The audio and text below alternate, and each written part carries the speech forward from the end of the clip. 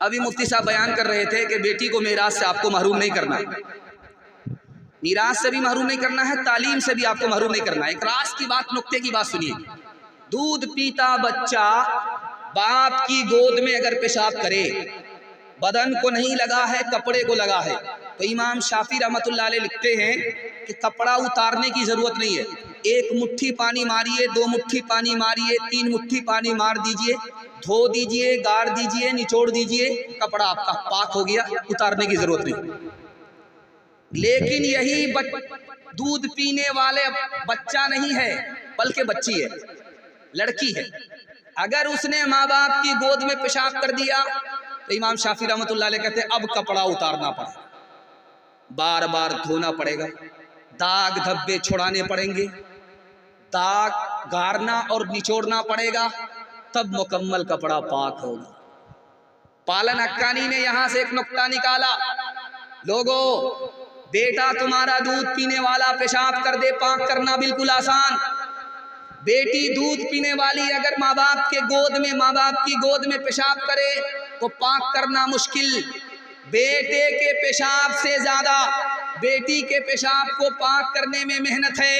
اسی طرح انہوں نے لکھا بیٹے کی تعلیم سے زیادہ بیٹی کی تعلیم پر محنت کرنے کی ضرورت ہے۔ بالکل صحیح بات۔ کیوں؟ 4 منزل میں بیٹی پہنچتی ہے، پہلی منزل میں وہ بیٹی ہے، دوسری منزل میں وہ بیوی ہے، تیسری منزل میں وہ ماں ہے، چوتھی منزل میں وہ ساس ہے۔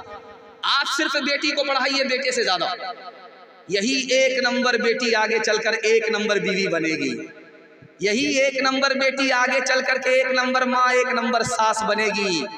آپ صرف بیٹی کو پڑھائیے، بیٹا پڑھے گا تنہا بیٹا پڑھے گا، بیٹی پڑھے گی سارا خاندان پڑھے گا۔ بے شک، سبحان اللہ۔ باپ آیا بیٹی کے یہاں، بستر سمیٹ دیا، تو باپ نے کہا کہ بیٹی میں اس بستر کے لائق نہیں ہوں یا یہ بستر میرے لائق نہیں۔ اس بیٹی کا جملہ سنی، اس نے کہا ابا حضور آپ اس بستر کے لائق نہیں، یہ بستر نبی کا ہے، نبی پر آپ کا ایمان نہیں ہے، آپ نبی کے دشمن ہو، آپ اس بستر کے لائق نہیں ہو، اس لیے میں نے بستر سمیٹ دیا، آپ کو بستر پر بیٹھنے نہیں دیا۔ پہلی رات ہے، بیوی آئی شوہر کے کان میں کہہ رہی ہے اپنے بھائی سے جھگڑا مت کیجیے گا، کہا کہ پہلی رات میں آ کر کے تم ہم کو کون سی پٹی پڑھا رہی ہو، ہم سے مطلب رکھو، ہمارے بھائی سے مطلب نہیں رکھنا ہے، کہا اس میں اپنا ہی فائدہ ہے اپنا ہی نقصان ہے، اگر آپ اپنے بھائیوں سے میل جول سے نہیں رہیں گے، میل محبت سے نہیں رہیں گے تو ہماری اولاد بھی آپس میں میل محبت سے نہیں رہے گی، آپ میل محبت سے رہیں گے، ہماری اولاد میل محبت سے رہے گی، اس میں نفع بھی اپنا ہے نقصان بھی اپنا ہے۔ تیسرے نمونے کو ذرا دھیان سے سنیے گا، حجاج بن یوسف کے دربار میں بہن آئی، 3 آدمی گرفتار ہے، کہ میرا بیٹا گرفتار ہے چھوڑ دو، میرا شوہر گرفتار ہے چھوڑ دو، میرا بھائی گرفتار ہے چھوڑ دو۔ حجاج بن یوسف نے کہا تمہارے لیے 1 کو چھوڑ سکتا ہوں، 2 کو پھانسی پر چڑھا کر کے رہوں گا، یہ میرا آخری فیصلہ ہے، تمہیں 5 منٹ کے لیے سوچنے کا ٹائم دیا، جلدی سے فیصلہ کرو، ہمیں بتاؤ کہ تھوڑا چھڑانا کس کو ہے، پھانسی کے حوالے کس کو کرنا ہے۔ اس عورت نے 5 منٹ میں فیصلہ لے کر کے حجاج بن یوسف کو سنایا کہ میرے بھائی کو چھوڑ دو، بیٹے کو پھانسی ہوگی، شوہر کو پھانسی ہوگی۔ حجاج بن یوسف نے کہا اے عورت، ظالم عورت، تو نے شوہر کو نہیں بچایا بھائی کو بچایا، او ظالم عورت تو نے بیٹے کو نہیں بچایا بھائی کو بچایا۔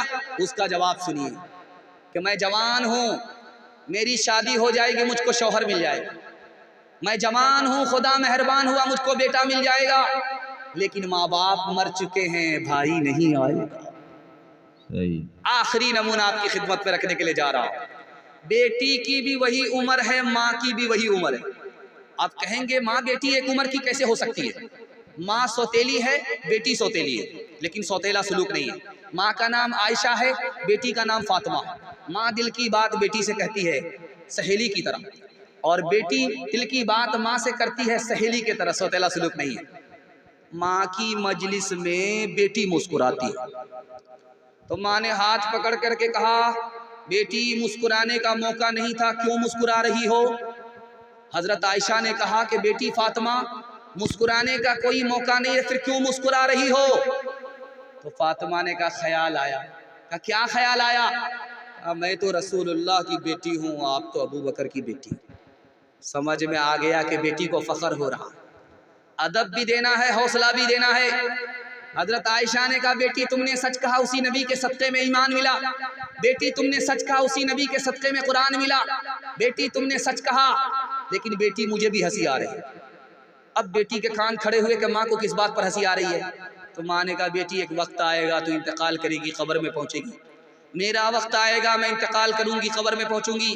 بیٹی میرے حق میں فیصلہ ہوگا میں جنت میں جاؤں گی قبر سے نکل کر کے، تیرے حق میں فیصلہ ہوگا تو قبر سے نکل کر کے جنت میں جائے گی۔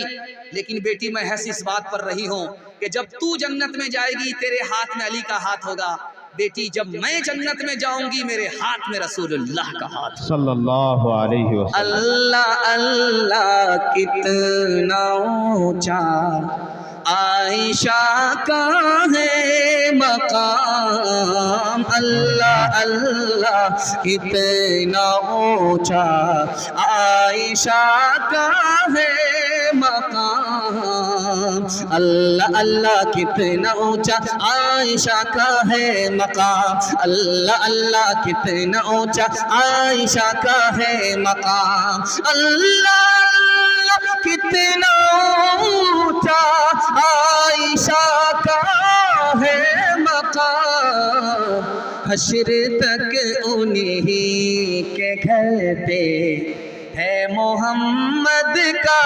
قیام، حشر تک انہی کے گھر پہ ہے محمد کا قیام، جس پہ باندھا تھا خدا کے دشمنوں نے اتہام، آج تک انسان شرمندہ ہے اس الزام پہ، ہو میرے ماں باپ قرباں اس مقدس نام پر، ہو میرے ماں باپ قرباں اس مقدس نام پر، ہو میرے ماں باپ قرباں اس مقدس نام پر، عائشہ کے سینکڑوں احسان ہے اسلام پر، عائشہ کے